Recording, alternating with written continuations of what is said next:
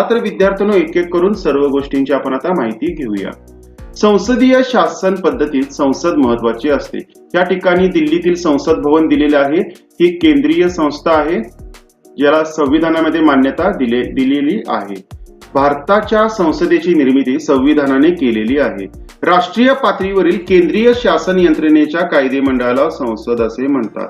कायदेमंडळ, केंद्रीय कायदेमंडळ म्हणजे केंद्रात ज्या ठिकाणी कायदा तयार होतो, एखादा कायदा पास होतो, ज्या ठिकाणाहून हा आदेश पास होतो त्याला संसद असे म्हटले जाते। ह्या संसदेत मग एखादा सभागृह आहे का? नाही, तर लोकसभा पण आहे, राज्यसभा पण आहे आणि राष्ट्रपती, या तिघांची आवश्यकता संसदेसाठी असते। या तिघांचे मिळून संसद बनते, फक्त लोकसभा म्हणजे संसद नाही। राष्ट्रपती भारताच्या संसदेचे अविभाज्य घटक असतात, परंतु त्यांना संसदेच्या सभागृहात उपस्थित राहून विचारविनिमयात भाग